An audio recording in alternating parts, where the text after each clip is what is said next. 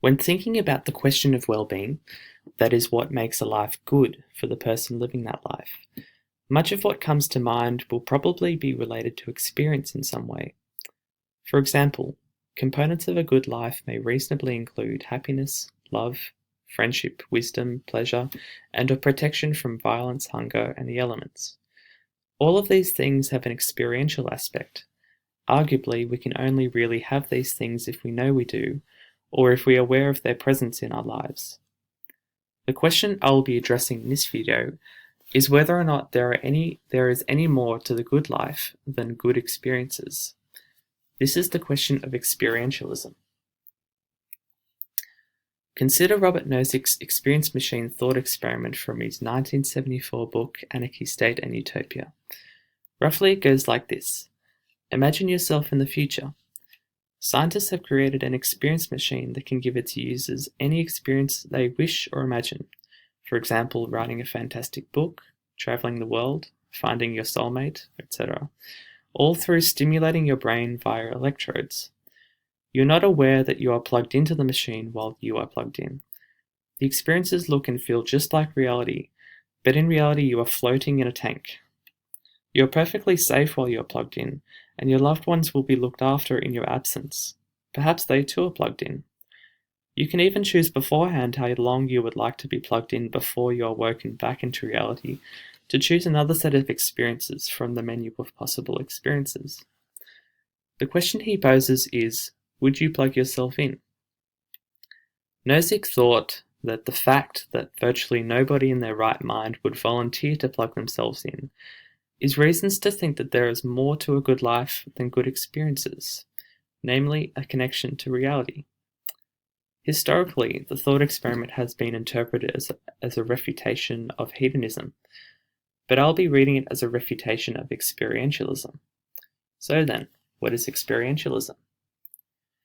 Experientialism about well-being is the view that well-being is defined purely in terms of mental states. That is, it is any theory that says that only experiential states can be bearers of intrinsic value. Experientialists think that since the machine can create any experience inside the user's brain, then the experience machine is capable of giving its users the best life possible for them. However, Nozick would have us believe that this is not true, that life for an experience machine user would be far from ideal, and that therefore experientialism is false. In her paper, The Experience Machine and the Experience Requirement, Jennifer Hawkins suggests that if we want to evaluate experientialism, then considering NEM is not the best way to go about it. Firstly, NEM asks the reader if they would volunteer to plug in, and then draws conclusions from our hesitation. This is a problem because we may hesitate for reasons other than those concerning our own well-being. Our hesitation may initially come from bewilderment at this strange, nearly inconceivable machine. Once you get over this, you might wonder about how your choice will affect other people, especially your friends and family. You might not want to plug in because you want to stay in contact with those you love, and that this desire stems not from concern about your own well-being necessarily, but rather your concern and love for others. Similarly, you may have other reasons not to plug in that do not necessarily relate to your own well-being. You will no longer be able to contribute to society, you will no longer have a civic, political, or economic life, and so on. Some of our hesitation may be more pragmatic and simply stem from uncertainty about the future. What will happen if the machine breaks, or someone else takes control of it? Additionally, we should be wary of our cognitive biases, one of which is status quo bias, which biases us towards preferring situations we already inhabit, and thus know more about, namely our normal, unplugged existence. In sum, there are various reasons why we should not infer truth about experientialism simply from our intuitions about whether or not we would volunteer to plug into NEM. In Hawkins' words, quote, setting up machine examples in terms of personal choice allows too many irrelevant factors to enter in, end quote. We need to modify the thought experiment or create a new one altogether that better tests our intuitions about experientialism. To this end, Consider a slightly different thought experiment that still uses the experience machine, but frames the question differently. We are asked to consider the identical twins, Molly and Polly. Molly is born and goes on to live a full, rich, long, and thoroughly good life. We can define her life however we like to satisfy the condition that she does live a good life. Polly, her twin sister, is born a few minutes later and is immediately taken by neuroscientists to be plugged into the experience machine. The scientists program the machine to give Polly identical experiences to that of Molly in real time via use of a radio transmitter implanted in Molly's head that transmits complete information about her brain activity to the scientist lab. Neither Molly nor Polly know that Polly lives in a simulation of Molly's life. The question is, do the twins' lives go equally well for them respectively? Or in the philosophical jargon, do their lives have equal prudential value, or is there some difference? If you think that Molly's life goes better for Molly than Polly goes for Polly's, why? Jennifer Hawkins, again, offers two possible answers. Firstly, we might imagine that Polly wants to actually do the things she experiences, not merely have the experience of those things. But this desire is frustrated by her being plugged in, floating in a tank. More generally, we imagine that if Polly became aware of her situation, she would resent it. This is the type of states of affairs theory because what is bad about her life is a fact about the world, namely that she is trapped in a tank. And what makes this fact bad is that she desires against it. We can imagine other theories that offer other reasons for why this particular state of affairs is bad for Polly. Perhaps Polly's situation is just objectively bad for her because she cannot make real friendships or achieve anything worthwhile in her life. Call these theories states of affairs theories. Alternatively or additionally, we might think that Polly's life is worse because she lacks knowledge about her life. That is, she lacks the correct epistemic relation between her mind and the states of affairs relevant to her life. Thus, Molly's life is much better than Polly's because Molly is fully aware of the reality of her existence, while Polly is fully unaware that her life is an elaborate illusion. Call this theory the prudential value of epistemic relations. There may be other ways of arguing that the prudential value of the sisters' lives are not equal. We might say that Polly lacks autonomy because she is literally immobilized while floating in the tank, and her experiences are wholly determined by others, namely the scientists and Molly. While Polly does have the experience of autonomy via Molly, she does not actually have autonomy over her life. She's not able to rationally reflect on her thoughts and intentions or desires, nor can she lead a life according to her own free will. Furthermore, it could be argued that Polly lacks a moral life. She cannot pursue real relationships, bring happiness to others, contribute to political or social justice, nor cultivate her virtue. Note again that she would have the experience of being a moral agent, but she would not actually be one.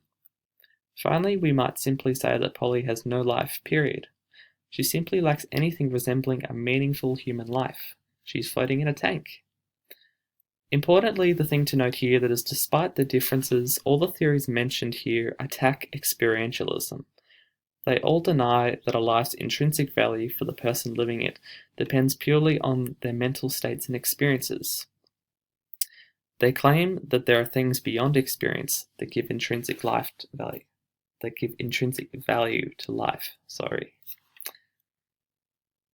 So I'll conclude with my evaluation, with my thoughts and questions about the Molly and Polly case.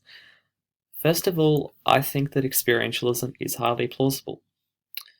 My positive claim is that the things that we value in life, we in fact value only because we experience them. Conversely, if something is not experienced, it cannot affect our well-being. To clarify this, I don't think that Polly's life is the same as Molly's life.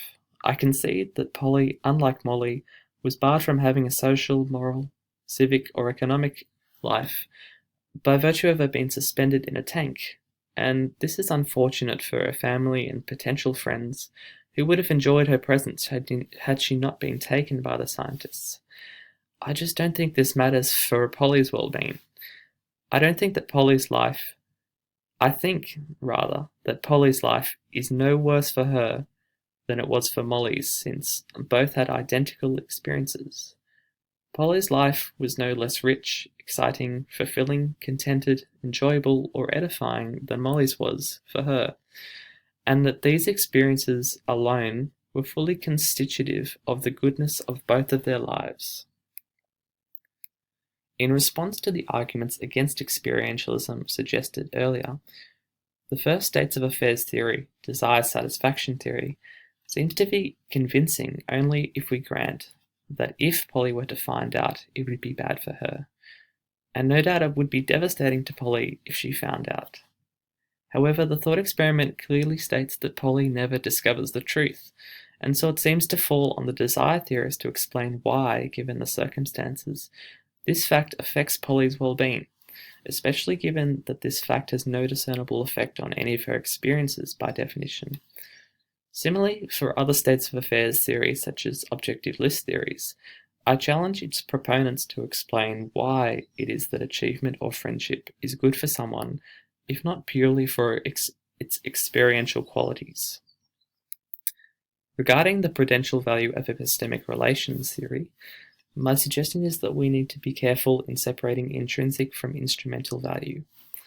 Intuition tells us that in ordinary circumstances, knowledge about our physical bodies and its location in the world is very important. But how is this knowledge anything more than instrumentally valuable to our achieving other more important ends in life? Why does it matter that Polly is completely oblivious to the fact that she is floating in a tank? Moreover, how would Polly's life be improved if she were to discover her situation? In a different vein, if we're considering the prudential value of knowledge about our lives, it is necessary to ask, what is a life? If we are physicalists about the mind, it is conceivable that Polly in fact possesses all the knowledge that Molly does via the radio transmitter. Admittedly, this is knowledge about Molly's life, but wouldn't Polly effectively adopt Molly's life in such a case? It seems bizarre to think that two people could be living one life, but then again, this is a bizarre thought experiment. Perhaps if we are physicalists about mind, and if identity is nothing more than brain states arranged in a certain way, it is accurate to think of Molly and Polly's lives as identical in every relevant way. Finally, I'll just note that the case of Molly and Polly also raises some metaphysical questions about identity, autonomy, free will, and moral agency that may affect our judgments about their well-being. However, I won't discuss these issues in depth in this video. I will say, however, that perhaps it is conceivable that given the details of the thought experiment, that it is plausible that the lives of Molly and Polly are in fact identical. So, what do you think about the Molly and Polly case? Here I've only scratched the surface about what there is to say about this case, and I'm interested to know what you think, so please post your considered comments below. I would appreciate reading them. Thanks, and I hope you enjoyed the video.